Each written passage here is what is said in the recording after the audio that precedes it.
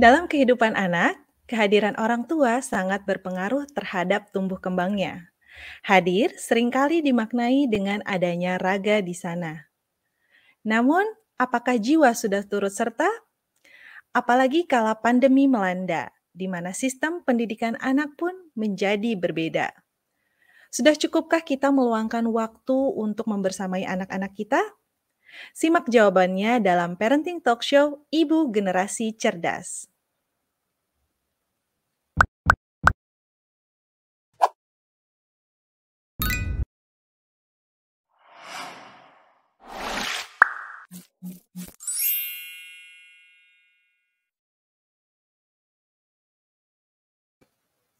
Assalamualaikum warahmatullahi wabarakatuh. Halo, selamat pagi sahabat di rumah. Apa kabarnya nih? Semoga sehat selalu ya. Perkenalkan, saya Tami Asti Ulhiza dari Bahrain. Dan pagi hari ini, walaupun di sini masih jam 6 pagi, saya sudah sangat bersemangat. Karena kita akan berbincang hangat dalam program Parenting Talk Show Ibu Generasi Cerdas. Masih dalam semangat Hari Ibu ya yang jatuh pada tanggal 22 Desember kemarin. Ibu Generasi Cerdas adalah program terbaru hasil kolaborasi antara The Little Giants dan Ibu Profesional Asia. Ibu Profesional adalah komunitas pemberdayaan perempuan Indonesia dan kami, para ibu yang berada di negara-negara di Asia dan Timur Tengah, bergabung dalam Ibu Profesional Asia. Nah, Parenting Talk Show Ibu Generasi Cerdas akan hadir selama beberapa episode ke depan dan akan mengangkat tema-tema yang sangat menarik tentunya dari dunia parenting. Di episode perdana kali ini, kita akan membahas salah satu tema yang juga diangkat di film Nusa, yaitu tentang makna kehadiran orang tua bagi anak.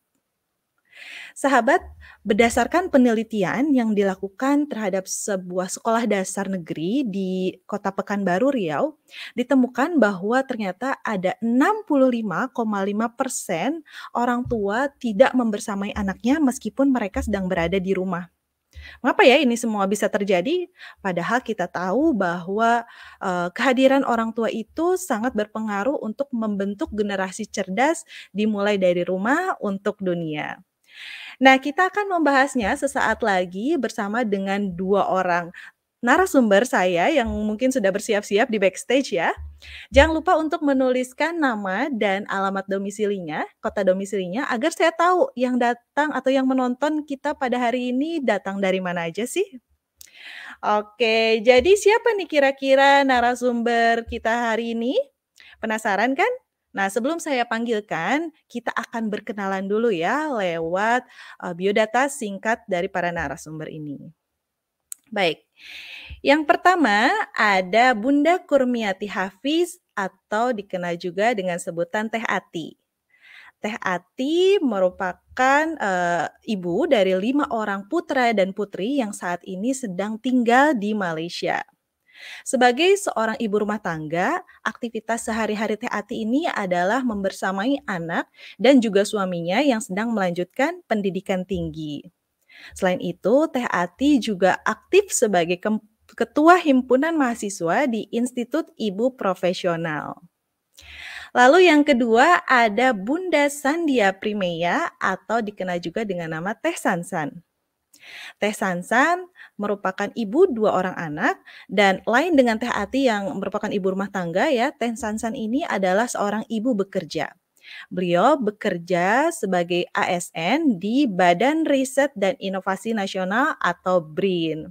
Saat ini beliau sedang menuntaskan pendidikan postdoktoralnya di Jepang dalam bidang energi terbarukan.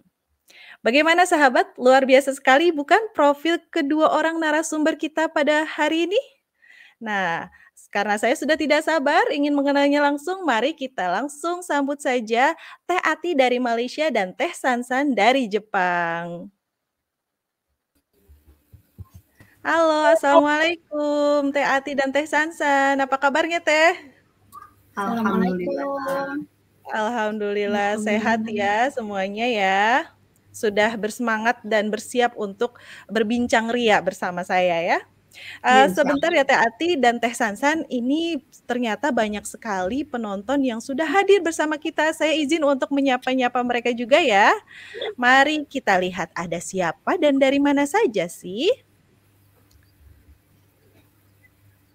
Dari Mbak Dwi Endah ya. Assalamualaikum dari Gemolong Sragen. Wow, Masya Allah dari Indonesia. Ada lagi? Ada Bibit Bagas dari Kulon Progo hadir juga. Halo, Assalamualaikum. Siapa lagi ya? Ada Mbak Dia Khairunisa dari Singapura. Halo Singapura, selamat pagi. Ada siapa lagi? Ada Mbak Lina Mulyaningsi dari Cilegon, Banten. Halo Cilegon, sehat-sehat ya? Oke, dan juga ada Mbak El Haula dari Kalimantan Barat. Luar biasa sekali. Masih ada ya dari Jawa Timur juga. Oke. Ternyata yang hadir dari berbagai penjuru Indonesia ya, dan juga mungkin ada yang dari luar negeri juga, luar biasa. Nah, kita akan ngobrol lebih dalam lagi. Namun sebelum itu Teh Ati dan Teh Sansan, saya ingin menampilkan sebuah video hasil wawancara tentang makna hadir orang tua bagi anak, dan ini yang diwawancara adalah para orang tua. Mari kita simak bersama ya.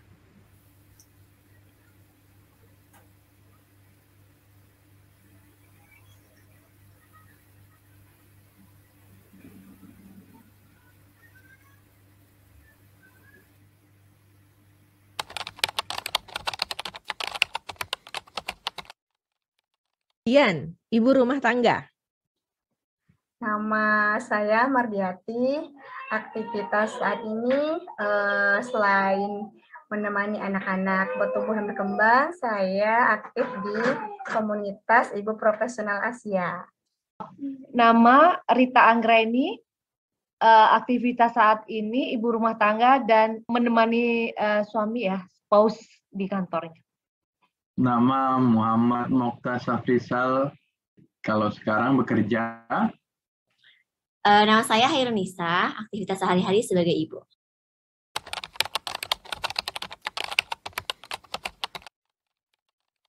Itu sangat penting sekali, karena ketika orang tua tidak hadir dalam kegiatan dan kehidupan sehari-hari anak, itu akan berpengaruh terhadap bagaimana anak menilai citra diri orang tua itu sendiri.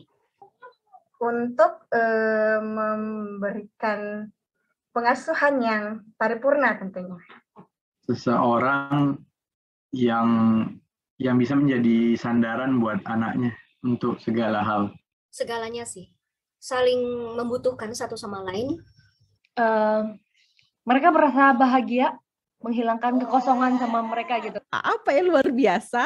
Penting. Nah, penting.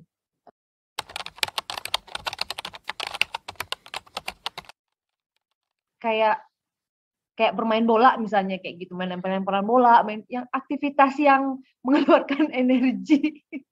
Saya nanya dulu sama anak mau berkegiatan apa hari itu gitu. Nanti ujung-ujungnya anak yang akan memilih, jadi gitu.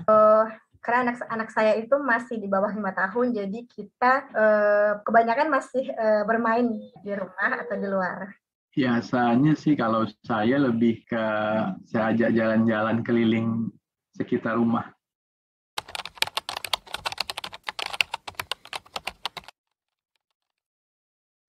Ya, kayak ngerasa bahagia sih. Sejauh ini nggak ada beban. Saya memang menyukai bermain bersama anak gitu, makanya nggak bekerja gitu, memilih bersama anak. Rasanya ya seneng ya, karena kan kita bisa bonding sama anak, Mbak Nana. Jadi ya lebih ke memang main tuh jadinya buat ningkatin bonding gitu. Seru. Seru tapi capek sih. Wah, seru banget. Ternyata anak-anak juga banyak ngajarin kita lah sebagai orang tua ya. Banyak belajar juga dari anak. Rasanya luar biasa. Lalu saja ada hal baru gitu, ataupun perkataan-perkataan yang luar biasa keluar dari mulut anak.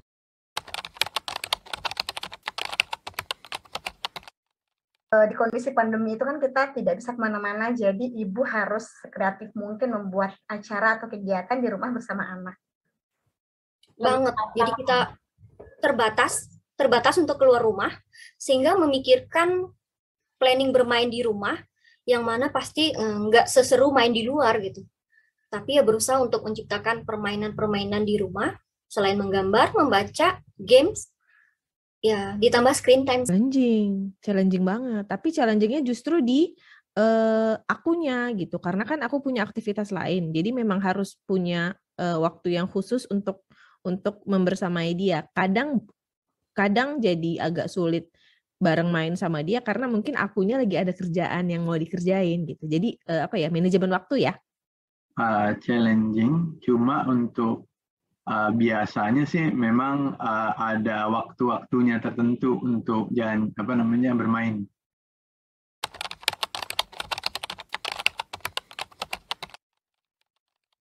Justru selalu minta, mama jangan kerja dong, temenin aku aja di rumah. Kalau mama kerja, yang nemenin aku siapa gitu loh. Biasanya pasti happy dong. Saya hadir, benar-benar hadir, mendampingi dia beraktivitas gitu, berkegiatan. Bahagia, lebih happy tentunya ya ketika kita benar-benar ada di samping mereka ketika mereka sehari-hari bermain seperti itu. Nah, itu tadi video hasil wawancara dengan para orang tua. Sekarang kita lihat nih versi anak-anaknya. Kira-kira match atau tidak ya? Silakan ditampilkan.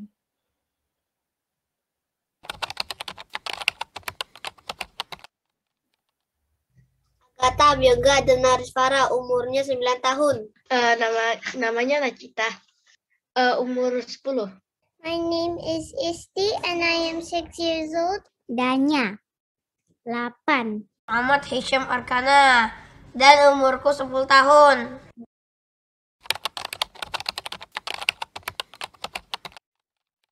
Ada Mami, ada Aksa, ada Mbak, ada Kayla, ada Papi. Ada Umi, ada Kakak, sama Abi, sama Cibah. With my mother, my father, my sister, and my brother. Whole family live here. Ada adik Afla.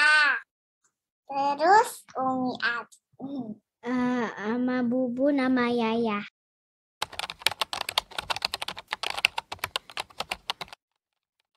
Ya di sekolah. Apa? Sekolahnya homeschooling. I'm going to school at Tuesday, Sunday, and Wednesday. Go with the bus. Yaya. Online and inside.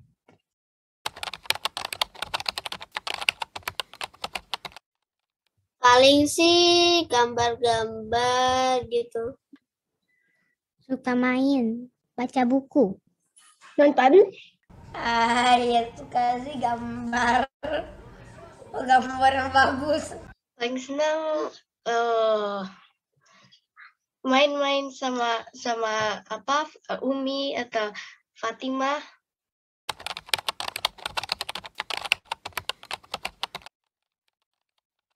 Sometimes I'm online with my friends and most of the times I like playing with my brother and sister.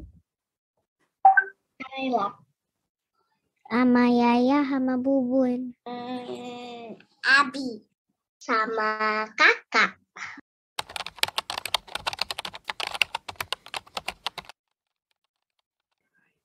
Iya sih. Tetapi kalau lebih excited gitu kalau sama Papa. Nggak tahu, cuma macam-macam seru gitu. Tapi main sama Fatimah juga seru. Sama Abi. Kalau sama Abi seru juga, tapi kadang biasanya Abi kerja jadi kadang nggak bisa main gitu. Ya papaku sama mamaku lah. Because she sometimes keeps her character somewhere like for example the ocean. Kan mama itu kan sama Micuhannya ikut main. Masya Allah, tabarakallah, lucu sekali ya. Anak siapa sih ini? Saya Nafas. Gimana Teh Ati, Teh Sansan nih, Saya reaction-nya tarik setelah nafas menonton gitu. video ini? Suka terharu ya ngelihat komentar anak-anak itu, Masya Allah gitu ya. Polos gitu. Maksudnya mereka kan nyampain isi hati dia gitu ya. Dia Iya, senang. jujur ya. Dia senangnya mainnya sama siapa gitu. Dia paling sukanya sama siapa gitu. Iya sih, main sama mama, tapi paling excited Iya. apa misalkan gitu. Ada tapinya di sana ya Mbak ya. Nah, ada tapi. Jadi kan anak lebih bisa membedakan ya. Dia tuh lebih seru mainnya sama siapa gitu sebenarnya. Betul sekali. Jadi bukan mainan yang mahal ya, bukan apa-apa. Ternyata main sama orang tuanya, sama ayah ibunya itu ternyata lebih menyenangkan. Catatan untuk para orang tua di rumah ya.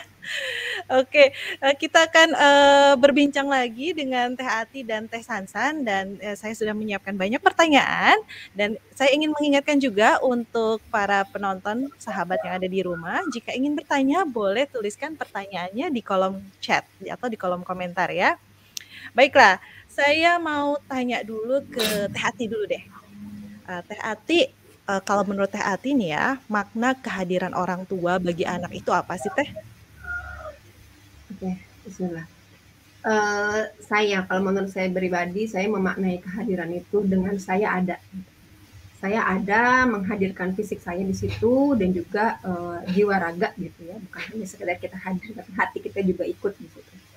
Supaya apa? Supaya kita anak bisa merasakan rasa aman, rasa nyaman ketika kita ada di situ. Baik mereka saat senang, sedang ketawa-ketawa, saat bermain gitu, atau saat mereka sedang bersedih. Kita ada gitu di sana menemani. Misalkan ketika bermain, akan terasa bedanya ketika kita ikut bermain, tapi kita nggak ikut seru gitu di sana. Anak tuh pasti juga beda merasakan perbedaan itu. Gitu. Ketika kita ikut seru, betul-betul di sana terlibat main, kita tinggalkan semua aktivitas kita. Nah anak tuh beda happy-nya. Begitu kalau saya. Betul. Dan jangan takut untuk terlihat konyol ya Teh Ati ya. Karena kadang mungkin kita malu gitu bermain-main, ngumpet-umpetan gitu, main rumah-rumahan, padahal itu yang mereka suka. Nah, kalau gitu saya mau lanjut ke Teh Sansan. Kalau menurut Teh Sansan, makna kehadiran orang tua bagi anak itu apa? Makna kehadiran orang tua bagi anak sama ya tadi. Mungkin pengertiannya hadir sendiri itu tidak hanya secara fisik juga, tapi secara emosi gitu. Kita harus hadir di sana gitu. Karena kadang saya juga merasakan gitu kalau secara tidak langsung, misalkan sedang menemani anak di samping, benar-benar di samping mereka gitu. Tapi perasaan kita tuh, pikiran kita itu kadang-kadang suka ada di mana gitu. Anak tuh suka tahu gitu. Mereka tuh suka, ibu ngedengerin nggak sih kayak gitu kan? Itu bener nggak sih kita tuh hadir di sana kan? Nah di situ arti dari kehadiran itu sendiri. Jadi makna kehadiran itu tuh apa sih sebenarnya? Kalau saya sendiri, kami sebagai orang tua tuh ingin menjadi seseorang yang ya baik keadaan bahagia, sedih, kecewa, apapun, gimana kita bisa membantu mereka mengidentifikasikan emosi mereka gitu ya, untuk menjadi seseorang yang ya someone to lean on, someone to trust to, and to be called as home gitu. Jadi ya sebagai rumah gitu, tempat rasa aman, nyaman, dilindungi, dipercaya, berbagi segala hal untuk bisa mengekspresikan apapun perasaan dan emosi mereka sehingga mereka punya rasa percaya diri. Itu sih makna kehadiran orang tua mendampingi anak, membersamai anak. Masya Allah, luar biasa. Jadi keluarga itu adalah rumah ya bagi anak-anak, di mana mereka bisa mendapatkan rasa aman, rasa nyaman, dan kasih sayang. Oke, selanjutnya nih, sejatinya kan setiap ibu itu berdampak. Hanya yang membedakannya adalah baik itu kasat mata ataupun yang tampak. Dan kita yakin bahwa semua ibu itu bekerja, hanya mungkin ranahnya saja yang berbeda ya. Ada yang di sektor domestik seperti Teh Ati ya, seorang ibu rumah tangga. Ada juga yang di sektor publik seperti Teh Sansan ya, yang bekerja di BRIN ya. Nah, saya ingin bertanya nih kepada Teh Sansan dulu ya. Sebagai seorang ibu yang sedang bekerja di sektor publik, seberapa sulit atau seberapa mudah sih Teh Sansan membersamai anaknya? Silakan Teh Sansan. Membersamai anak ya cukup tricky juga ya untuk bisa membagi waktu, terutama gitu ketika saat postdoc dan bekerja itu jadwalnya itu kita cenderung lebih bisa mengatur gitu, karena dari jam 9, dari jam 8 ya kalau PNS sampai jam 4 gitu. Tapi sementara ketika sedang sekolah itu ya lumayan juga gitu, kita benar-benar harus mengkomunikasikan gitu bahwa ibu itu saat ini mendapat amanah seperti ini, jadi hanya bisa menemani pagi hari, kemudian setelah pulang sampai malam hari. Seperti itu, mungkin diberi pemahaman dan pengertian seperti itu. Itu berarti memberikan pemahaman kepada anak-anaknya dengan peran-peran yang sedang kita jalankan ya. Dan mungkin karena Teh Sansan ini adalah seorang peneliti yang harus waktu-waktu pergi ke laboratorium, itu menjadi sangat memudahkan kalau anak-anak kita paham ya Teh Sansan ya. Iya, Lalu bagaimana dengan Teh Ati yang seorang ibu rumah tangga berada di rumah tapi juga punya komunitas? Apakah Teh Ati merasa sulit atau mudah untuk meluangkan waktu membersamai anak-anak? Ya, Masya Allah, pastinya masing-masing dari kita punya tantangannya sendiri gitu ya. Kalau saya sendiri kesulitannya adalah karena saya bekerja dari rumah, ketika harus berkomunitas, tidak ada pembatas ruang antara saya dan anak, sehingga tantangannya adalah ketika saya harus menyelesaikan, menuntaskan tugas di komunitas, sedang online, misalkan tiba-tiba anak minta main gitu. Nah itu tantangan sekali buat saya. Jadi saya seringkali melibatkan mereka ketika saya online, misalkan ya sudah tidak apa-apa, saya ajak mereka di sini di depan layar gitu, atau mereka ikut men-setting background saya gitu. Itu seperti itu tantangannya. Kemudahannya adalah karena saya sudah punya anak yang lebih besar, jadi saya bisa melibatkan mereka gitu. Ketika saya online, saya sampaikan kepada suami juga dan juga anak-anak yang besar bahwa Ibu ada jadwal online jam sekian, nanti tolong titip adik ya. Jadi saya melibatkan mereka. Gitu. Itu kemudahan saya mungkinnya yang anaknya banyak. Seperti itu, begitu. Jadi bermanfaat ya Teh ya. Abangnya itu menjaga adik-adiknya. Alhamdulillah. Betul sekali.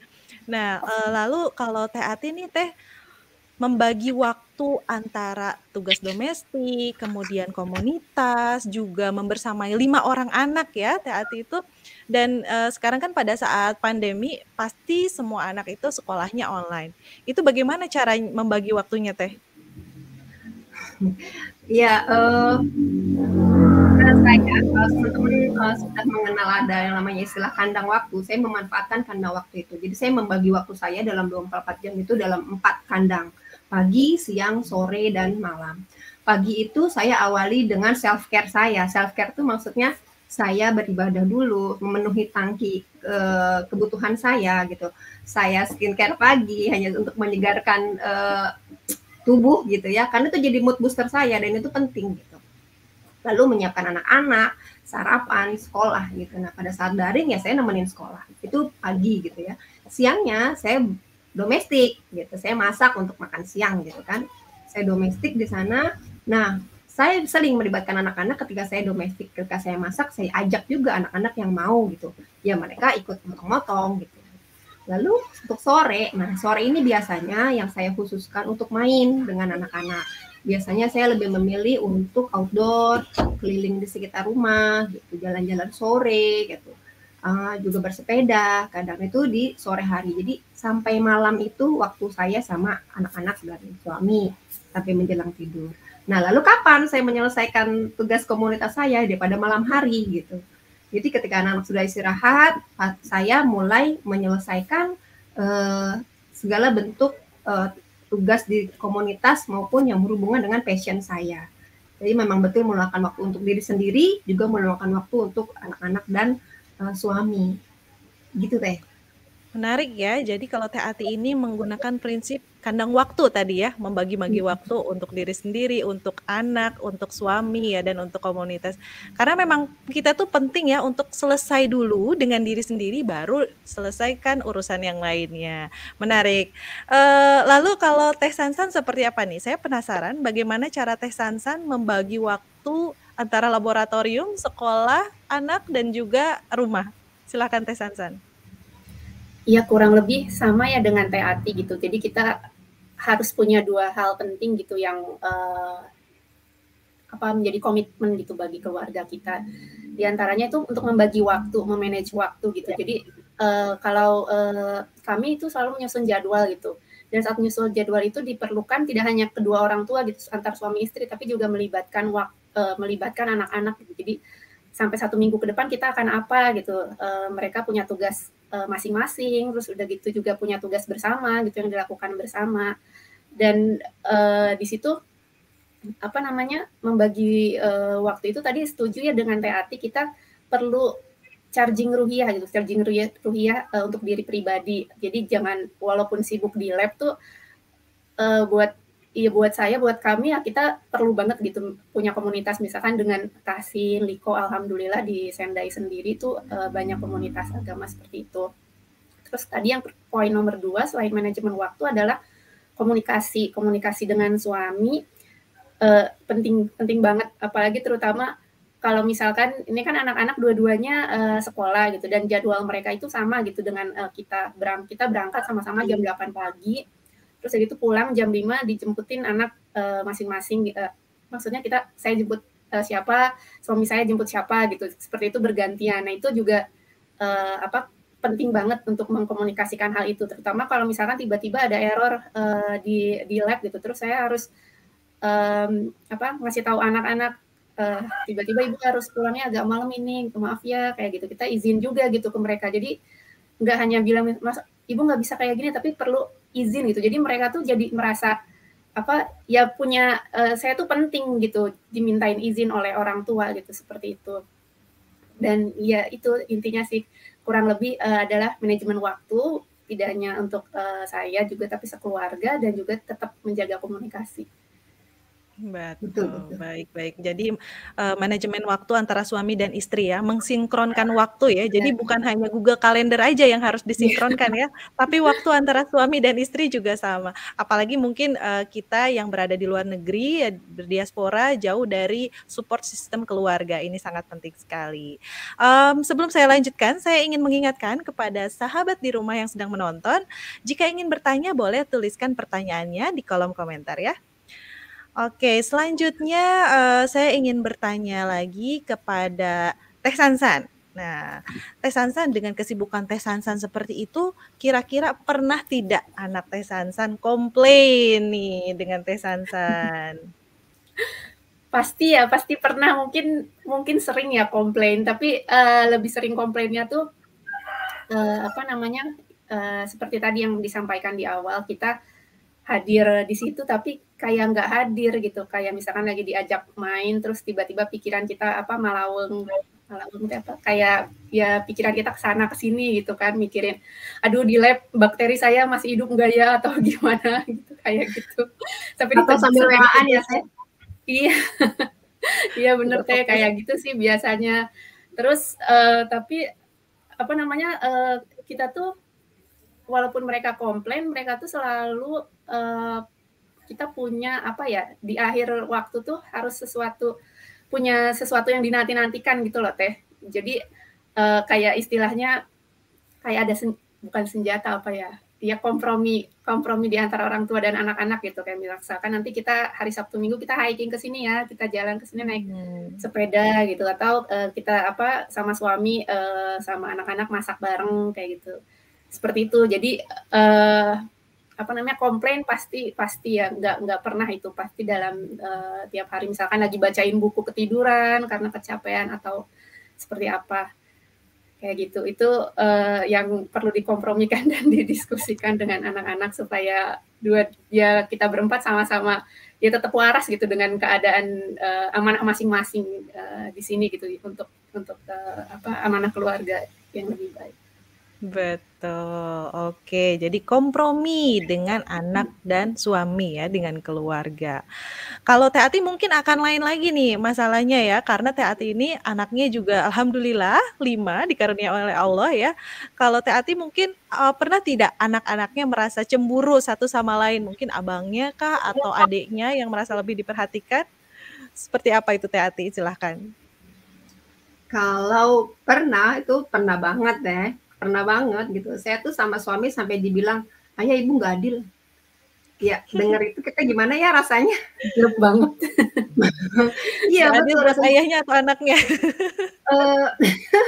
Jadi itu anak saya gitu, anak saya yang komplain ke kita berdua, ayah ibu nggak adil sama aku gitu. Oke, kita nggak komentar, kita dengarin aja dulu. Nah, terus gimana saya menyikapi yang seperti itu gitu ya. Kalau komplain itu keluar dari anak yang kecil, maka itu sudah mutlak, saya harus penuhi dulu kebutuhan anak-anak. Apalagi untuk anak usia di bawah 8 tahun.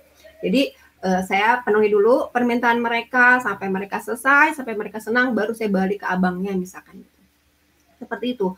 Kalau yang komplain kayak tadi ya, yang komplain itu yang besar gitu, maka karena sudah biasa diajak ngobrol bareng gitu, apa-apa kita obrolin gitu, komplain pun kita obrolin, kita ajak diskusi, gitu. Kita kasih pengertian, nggak adilnya di mana, kita dengerin gitu dia, mereka maunya apa, nggak adil versi mereka tuh apa gitu. Nah, kita obrolin, baru insya Allah dari situ kalau kita udah ngobrol bareng, dia akan paham dengan sendirinya. Dia udah bisa paham bahwa oh ternyata gini caranya adilnya ayah sama ibu ke anak-anak itu. Dia menyimpulkan sendiri, alhamdulillahnya seperti itu. Oke, seperti itu ya, alhamdulillah. Karena sudah lumayan besar juga ya kalau anak-anaknya Teh Ati ya. Saya ingin bertanya perihal hal yang mungkin menjadi concern ibu-ibu yang berada di luar negeri terkait support system. Ini saya ingin bertanya kepada Teh Ati dulu nih ya. Teh Ati, bagaimanakah peran suami ya dalam hal membersamai anak ini? Apakah suami Teh Ati ikut terlibat atau tidak? Dan biasanya terlibat dalam hal apa, Teh? Oke. Keterlibatan suami itu sangat berperan di saya gitu ya, di keluarga saya gitu ya. Itu karena kita saling mengisi gitu. Kita saling menyadari adanya kesamaan persepsi tentang pengasuhan ini dan arti hadirnya orang tua bagi anak itu, kita samakan dulu persepsinya. Bahwa ini tanggung jawab bersama, bahwa ini bukan hanya tanggung jawab ibu, tapi kita sama-sama. Justru saya sebenarnya lebih banyak belajar dari suami gitu. Ketika anak 1, anak 2, saya masih sangat kaku gitu ketika bermain sama anak. Gitu. Tapi dia udah bisa lebih cair gitu. Nah, jadi untuk banyak aja berproses gitu. Semua ini masih berproses termasuk saya. Yang pasti suami saya sangat berperan di segala hal gitu ya. Kita sama-sama ngurus anak bareng-bareng gitu ya. Ngajarin anak bareng-bareng, nemenin anak main juga sama-sama. Kalau bisa bareng-bareng sekeluarga bareng-bareng. Kalau bergantian ada waktunya bergantian, kita bergantian. Gitu Teh. Oke, berarti penting sekali ya peran suami ini di sini. Kalau Teh Sansan seperti apa nih Teh? Bagaimana peran suaminya dalam membersamai anak-anak? Iya betul, setuju banget sama Teh Ati ya. Alhamdulillah suami saya juga sangat mendukung dari awal kita menikah. Kita tuh perlu punya komitmen gitu di awal kayak nanti pengasuhan anak seperti apa gitu. Apakah misalkan di Indonesia gitu ya yang apa ya kasar, bukan ya bisa disebutkan bisa dititipkan atau seperti apa gitu kan. Atau ada yang membantu gitu, kita harus dibicarakan di awal itu, apakah kita hanya akan berdua gitu, terus dalam merawat anak. Jadi di awal itu kita waktu pertama nikah tuh sama-sama baca buku gitu, kita nggak hanya dari misalkan dari kata ini gitu, tapi juga baca buku, terus komit kita ngerjain seperti ini ya gitu. Terus jadi suami tuh pas lagi dari awal ngelahirin mungkin beliau itu lebih sibuk ya ketika di rumah, kebetulan waktu LDR kalau di Indonesia, dan di Jepang alhamdulillah luar biasa. Mungkin sama juga saya yang lebih banyak belajar gitu sama suami gitu. Beliau tuh jadi kalau misalkan ada orang yang bilang suami itu kalau ngebantu istri itu seperti apa, kalau di kami itu bukan seperti itu, tapi justru istri dan anak-anak tuh kita membantu suami gitu, kita membantu kerja gitu. Jadi kerjasama di antara suami istri, komunikasi tidak ada. Kalau di kami itu tidak ada bukan pembatas. Jadi misalkan kalau ngebenerin genteng Yanda, kalau masak ibu gitu, nggak kayak gitu. Jadi anak-anak tuh melihat misalkan kalau misalkan ditanyakan kamu mau apa ya? Kamu mau nyuci piring sama ibu atau sama Yanda gitu. Jawab pertanyaan seperti itu gitu. Jadi dua-duanya itu kita bisa gitu mengerjakan itu, nggak ada pekerjaan yang hanya salah satu gitu.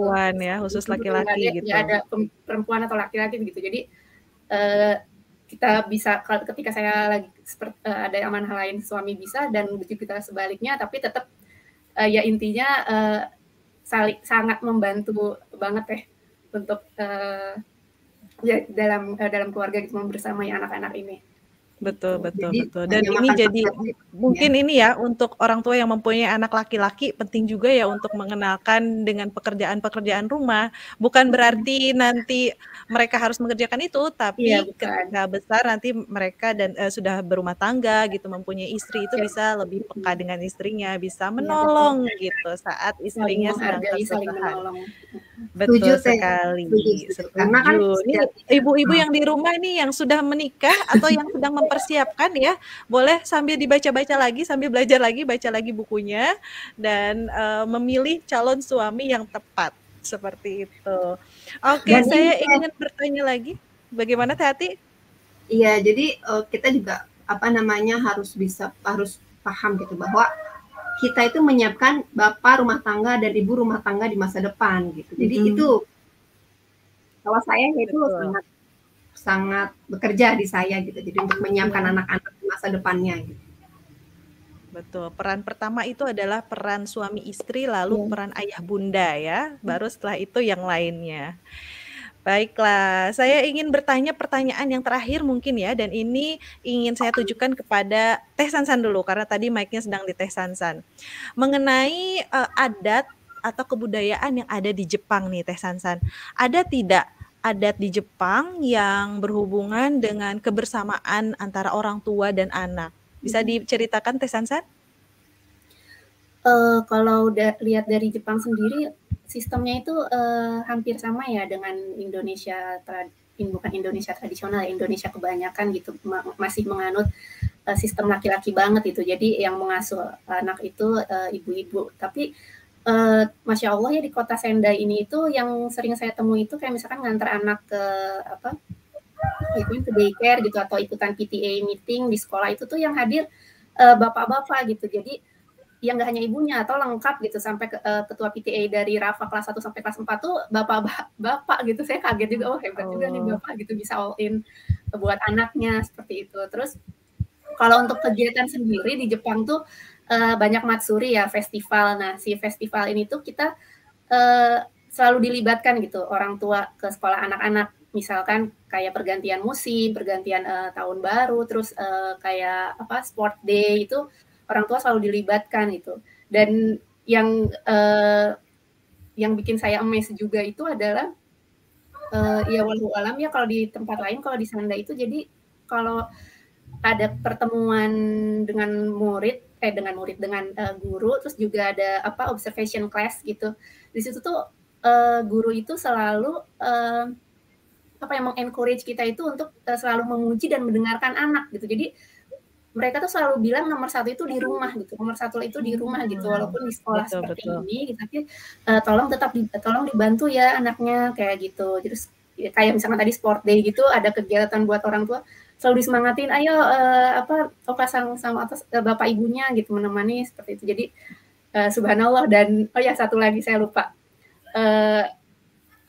keluarga itu sering banget kita temuin di taman. Jadi di Jepang tuh kan banyak banget taman ya, itu Masya Allah gitu, ruang publik di situ tuh isinya tuh ya keluarga gitu. Jadi wah ya Masya Allah lah kalau buat saya gitu. Mungkin seperti hari ini ya, maksudnya seperti hari libur ya, ketika libur itu taman itu akan banyak sekali dengan keluarga-keluarga ya, dengan orang tua dan anak. Saya pikir ini saya cuman melihat di dorama-dorama Teh, atau di film Chibi Maruko-chan ya, biasanya ada orang tua yang hadir gitu saat anaknya sedang membuat prakarya atau apa, tapi ternyata memang seperti itu ya aslinya. Jadi pas observation class tuh kita ikut datang ke kelas, terus mereka lagi bikin sesuatu, terus kita kayak ikut nimbrung gitu. Itu tuh dalam 1 semester tuh 2-3 kali. Bisa Masya Allah, luar biasa. Bisa diaplikasikan nanti kita di Indonesia ya.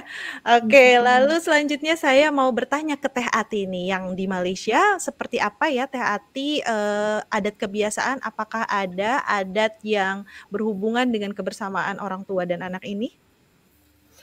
Silakan, agak sedikit berbeda dengan cerita Teh Sansan tadi yang di Jepang gitu ya.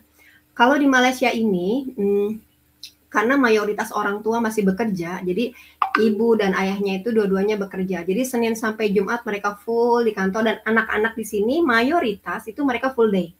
Pagi mereka sekolah umum dan siang mereka ada sekolah agama. Itu beda institusi gitu ya, walaupun tempatnya sama. Nah, jadi Senin sampai Jumat anak-anak full day, orang tua juga full sekolah, bekerja gitu. Maka di akhir pekan, di 2 hari itu, di Sabtu dan Minggu, mereka full di sana gitu, memenuhi kebutuhan kehadiran mereka bagi anaknya itu di Sabtu dan Minggu kalau saya perhatikan itu. Orang-orang Malaysia ini sangat sekali suka berkumpul, sangat sekali suka makan-makan gitu ya. Jadi dapat dipastikan kalau kita melihat kedai-kedai makan di pinggir jalan itu, kalau weekend itu pasti full. Apalagi sebelum waktu pandemi gitu ya. Itu luar biasa. Mereka senang makan, mereka senang kumpul-kumpul, mereka senang traveling. Jadi dapat 2 hari itu mereka akan traveling, mengajak anak-anaknya untuk berkunjung ke saudara, mereka berkumpul dengan keluarga besarnya, mereka makan-makan di sana gitu. Itu yang mayoritas saya lihat di sini. Gitu. Betul, itu kayaknya di mana-mana sama Teh. Di Bahrain juga kita kalau weekend pasti suka makan, makan-makan berkumpul dengan keluarga ya. Memang ya kalau di ibu profesional Asia ini, yang mana kita tersebar di negara-negara di Asia dan Timur Tengah, itu menjadikan kita kaya akan pengalaman, kaya dengan hal-hal yang bisa kita share dengan teman-teman di luar sana. Masya Allah.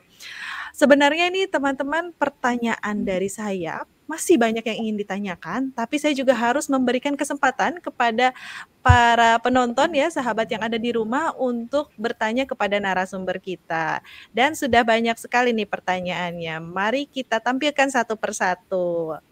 Coba ada pertanyaan dari siapa? Dari Mbak Suci Rimadeni ya. Teh Sansan juga extraordinary, Masya Allah, bisa seimbang peran ibu dengan pendidikan tinggi bahkan sampai postdoktoral ya. Ingin bertanya Teh Sansan, permainan apa yang sering keluarga Teh Sansan lakukan bersama anak? Silahkan langsung saja Teh. Oh, terima kasih Mbak Suci untuk pertanyaannya. Ya, alhamdulillah ya semuanya juga atas ridho dan dukungan suami bisa seperti ini.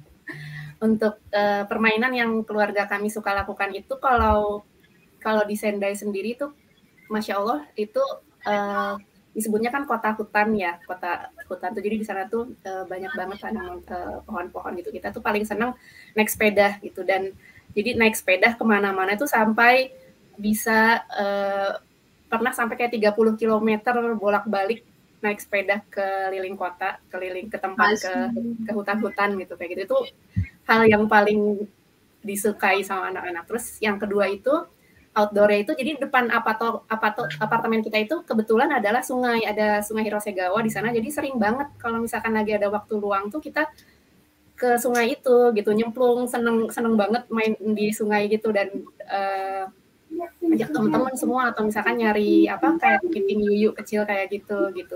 Nah, kalau di rumah sendiri itu gimana? Kemarin juga waktu pandemik tuh sempat kita 3 bulan harus diem di rumah. Lumayan juga ya, Masya Allah gitu. Ya 24 jam itu, jadi biasanya sih kita main Uno, terus nyusun Lego kayak gitu. Terus si kakak tuh kebetulan di sekolah jadi apa ya istilahnya, jadi kalau di SD tuh dia jadi kayak jadi PJ untuk bikin prakarya gitu. Jadi dia tuh yang seneng nge-lead kita buat dari kardus-kardus belanja online, dia bikin kayak robot-robotan gitu, mobil-mobil kayak gitu sih kalau di dalam rumah. Dan yang pertama itu mungkin ini bukan permainan sih ya, tapi bonding yang paling melekat gitu di kita tuh adalah baca buku sebelum tidur. Itu nggak boleh sampai ada absen, itu tidak boleh terlewatkan. Kurang lebih seperti itu Teh. Oke, kalau Teh Ati ini bagaimana nih Teh Ati? Saya penasaran bagaimana permainan apa yang sering Teh Ati mainkan bersama anak-anak? Silakan Teh Ati. Ini kayaknya saya ada kesamaan ini dengan Teh Sansan, kok mirip-mirip gitu ya. Saya sekeluarga tuh suka banget outing gitu, suka banget eksplor alam gitu ya. Jadi saya sering kali bawa mereka jalan-jalan masuk hutan, keliling kampung gitu ya. Kebetulan lingkungan saya ini kan di perkampungan walaupun di Malaysia gitu ya. Jadi kita naik bukit, kita bawa anak-anak ke bukit di ketinggian 500 begitu. Saya bawa anak-anak ke sana, saya bawa anak-anak ke sungai. Sungai itu jaraknya 15 menit dari rumah, memang pakai kendaraan, tapi anak-anak suka gitu. Nah, kalau outdoor, saya suka mengajak mereka untuk explore alam. Kalau di rumah kembali ke tipe anak, karena banyak. Yang satu sukanya ini, yang satu sukanya lain gitu ya. Ada anak yang senangnya tuh, Bu, saya mau masak ini. Oh ya, oke. Saya bebaskan mereka mau masak apa terserah dia sendiri gitu. Itu anak saya yang 8 tahun itu udah bisa bikin pancake gitu sendiri. Kita ngawasin aja. Masya Allah, bisa Saya ini diminta bikin kue ya, Teh? Anak saya yang besar tuh udah bisa masak stick sendiri gitu. Pada seneng masak gitu. Terus ada juga yang senengnya itu main kartu tadi. Dia sampai punya 4 set kartu. Ada Uno, ada kartu Boboiboy, ada kartu, ya macam-macam, satu set, beberapa set gitu dia punya kartu. Ya kita main itu gitu. Saya belajar dari anak-anak itu. Gimana sih cara mainnya? Saya nggak paham gitu ya. Saya belajar sama mereka. Gimana cara permainan anak-anak? Saya ikutin gitu. Gitu Teh. Iya, Terus iya. makan malam kita pasti ada acara ngobrol. Itu kita tuh seneng ngobrol gitu ya. Ngalor ngidul aja gitu. Nggak bahas yang penting-penting, enggak. Udah ngumpul bareng, gogoleran gitu, saling saut-sautan gitu. Ngobrol aja. Oke, Masya Allah. Ini ada pertanyaan selanjutnya nih dari Teh Ira Trinyoto, untuk Teh Ati sepertinya ya. 5 anak di luar negeri, ada asisten nggak Teh? Ayo silakan Teh, beberkan semuanya Teh. Alhamdulillahnya saya dan suami sejak awal menikah sepakat untuk tidak menggunakan jasa asisten rumah tangga. Jadi memang kita sudah bicarakan di awal bahwa ngurus anak-anak sendiri gitu ya. Kalaupun kita pernah tinggal sama kakek nenek ya kita libatkan juga kakek nenek dan saudara-saudara gitu ya. Tapi sampai saat ini kita tidak menggunakan jasa asisten. Alhamdulillah. Masya Allah. Teh Sansan juga tidak ada ya jasa asisten ya? Iya, nggak pakai asisten tapi pakai daycare sih Teh. Nah, alhamdulillah. Ya seperti itu ya. Memang untuk ibu-ibu yang berada di luar negeri agak tricky, tapi memang harus dicari solusinya. Bagaimana hal apa saja yang bisa menolong kita itu kita lakukan ya. Mau itu daycare, mau itu mungkin alat atau gadget ya, ataupun berbagi peran dengan suami, itu sama-sama pentingnya. Oke, selanjutnya apakah ada pertanyaan lagi? Ada ya, dari Pak Darojat Ari Wibowo. Ini pertanyaannya, kadang orang tua meninggalkan anak-anak untuk alasan bekerja. Mungkin hanya berjumpa di hari Sabtu dan Minggu. Apakah itu wajar? Boleh dijawab oleh Teh Sansan dulu deh. Wah, berat ya Pak pertanyaannya. Terima kasih atas pertanyaannya. Tapi mungkin kembali lagi ya ke latar belakang keluarga. Ada orang yang dia itu dari latar belakang ekonomi ya, mungkin di mana kedua orang tua itu harus bekerja gitu. Jadi itu tidak bisa dinafikan lagi, memang harus bekerja gitu, bertemu Sabtu dan Minggu gitu. Ada juga yang misalkan memperoleh amanah yang lain gitu untuk misalkan mengajar, jadi dosen, jadi guru gitu, atau misalkan ya bukan karena saya peneliti gitu ya atau mahasiswa terus itu saya jawab seperti ini gitu juga. Seperti itu masalah wajar dan kewajaran itu kembali lagi ke standar dan komitmen keluarga masing-masing sih Pak gitu. Jadi tidak ada pertanyaan maksudnya tidak ada jawaban benar salah atau wajar tidak wajar, karena kembali lagi ke apa tadi, komitmen dan di awal di keluarga kita itu, keluarga kita mau seperti apa sih, nilai-nilai value seperti apa sih yang akan kita bangun di keluarga kita, itu bagaimana melakukan pemahaman gitu dan beradaptasi dengan kondisi ekonomi, tadi kondisi amanah, kemudian ya dan kondisi lainnya gitu yang memang harus dikompromikan dan dipahamkan dalam keluarga kita masing-masing. Kurang lebih seperti itu kalau dari saya. Mohon maaf jika ada salah penyampaian. Saya sangat setuju Teh. Memang setiap keluarga itu kan berbeda ya kondisinya ya. Begitupun juga kadang ada yang sering membenturkan antara ibu bekerja dengan ibu rumah tangga. Padahal dua-duanya itu sama mulianya, dan mungkin kondisi ibu yang bekerja dan ibu yang di rumah saja itu berbeda, sehingga tidak bisa dibenturkan ya. Oke, apakah ada pertanyaan selanjutnya lagi? Oke, dari Mbak Susiyanti. Ingin bertanya tips parenting dari Teh Sansan dan Teh Ati. Saya kasih dulu ke Teh Ati deh. Silakan Teh Ati. Tips parenting mau sekarang atau nanti di akhir? Gak apa-apa sekarang karena ditanyakan. Oke, Nanti di akhir juga baik. dilengkapi. Iya, baik. Kalau dari saya, tips parenting ala saya gitu ya. Gitu. Yang pertama itu, satu, kita jangan pernah malu, jangan pernah ragu untuk bersikap konyol di depan anak-anak ketika kita bermain sama anak. Jadi full gitu loh. Kita mau muka kayak badut pun jalani gitu. Dan ketika sama anak, usahakan untuk tinggalin deh tuh gadget dulu gitu ya. Simpenlah gadget jauh-jauh dari anak. Karena kalau dia ada di kantong kita, dia geter-geter gitu ya, terus dia bunyi ting-tong, pasti fokus kita juga akan terganggu gitu untuk anak. Jadi fokus ketika main sama anak, jangan, kalau bisa usahakan jangan sampai kita menyambinya gitu ya. Gitu. Betul-betul main sama anak gitu. Terus kita tanyakan sama anak, dia suka nggak sih kita temenin seperti ini? Misalkan ketika anak sedih gitu ya, kita ada, kakak mau ibu temenin atau kakak mau sendiri? Saya biasa menanyakan itu. Kalau dia bilang, aku mau sendiri dulu, aku mau nenangin diri, aku mau sendiri. Oke, saya tinggal. Tapi nggak jauh-jauh ya. Oke, pintu saya tutup, tapi saya nggak ini. Nah, kalau dia bilang, yaudah ibu di sini aja, temenin aku temenin, ibu saya temenin gitu. Ada di situ. Jadi tanya juga sama anak, kebutuhan anak itu apa. Itu aja sih dulu kalau dari saya. Terima kasih Teh Ati, sangat bermanfaat sekali ya. Dan sekarang kita minta pandangannya Teh Sansan mengenai tips parenting ala Teh Sansan. Silakan Teh Sansan. Duh, nggak enak juga ya ditanya gini. Masih seumur jagung, umur pernikahan dan menjadi orang tua. Saya sendiri sih banyak ini ya belajar dari teman-teman yang lain gitu, cara membersamai anak itu seperti apa gitu. Tapi sharing kalau dari keluarga kami yang nomor utama tadi adalah komitmen dari suami istri pertama gitu, tipe parenting kita tuh mau seperti apa sih, mau dibawa kemana gitu, kita mau membimbing anak-anak kita itu seperti apa gitu. Jadi nomor satu komunikasi, suami istri dulu nomor pertama sebelum melakukan parenting kepada anak-anak. Terus kemudian yang berikutnya sama anak-anak itu ya libatkan gitu dalam segala hal ya. Pokoknya diawur aja kita ke anak tuh. Ya kalau bahasa PPKN ya.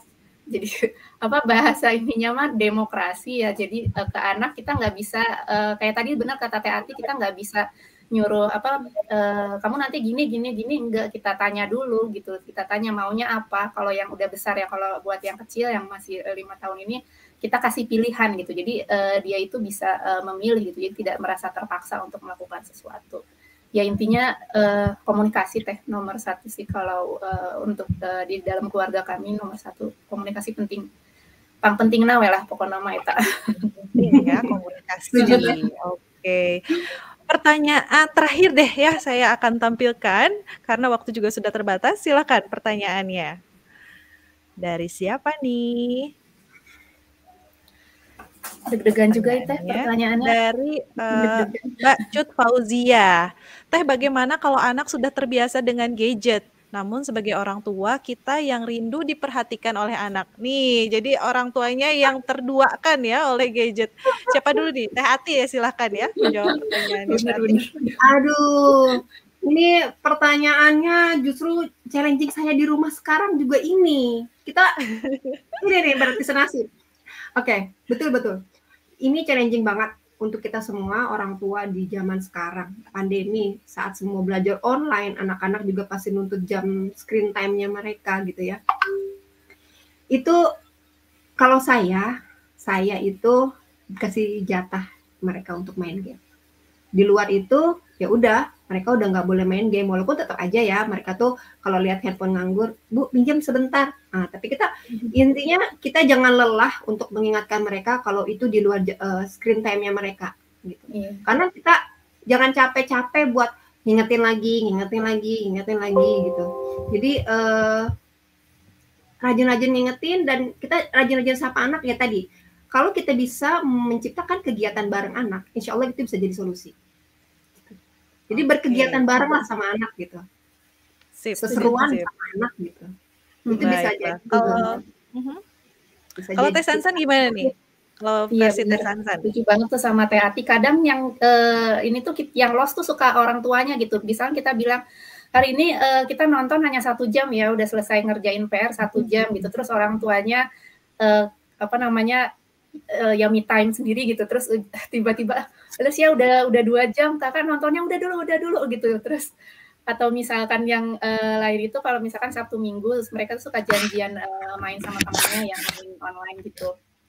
Pas kalau dibilang, Kak udah dong, ayo kita main sama ibu dulu, kita keluar gitu. Dia bilang nanti di situ sih yang juga challenging juga buat saya. Jadi benar memang kita tuh harus kreatif ya, menciptakan kegiatan gitu buat anak-anak gitu, terutama pada masa kayak Sabtu Minggu gitu. Terus udah gitu pas pandemi ini ya, kalau misalkan ada yang di rumah itu luar biasa deh, saya juga perlu belajar gitu gimana, karena orang outdoor banget ya, suami istri kami sekeluarga orang outdoor, jadi buat di rumah itu challenging banget itu buat screen time tuh benar-benar harus di waktu.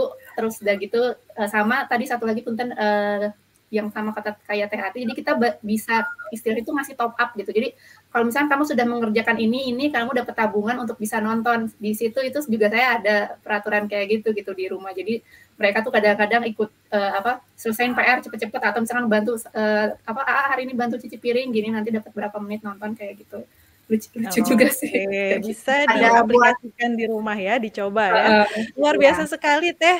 Terima kasih banyak jawaban-jawabannya, dan pertanyaan dari sahabat di rumah juga sangat bagus sekali. Namun mohon maaf karena waktu juga terbatas, harus kita sudahi sesi tanya jawabnya. Banyak sekali insight yang saya dapatkan ya pada pagi hari ini.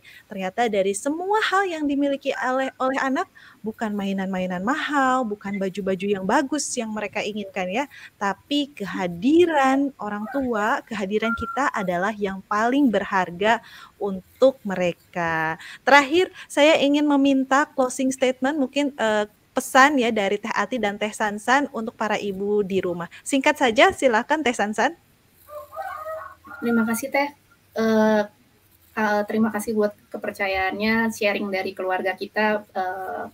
Ada kekurangannya, ada kelebihannya dan lebih banyak kekurangannya, mohon dimaafkan. Tapi yang ingin saya sampaikan adalah dimanapun kita berada ya, sebagai seorang wanita, sebagai seorang ibu, tetap fitrah seorang ibu itu rumah gitu.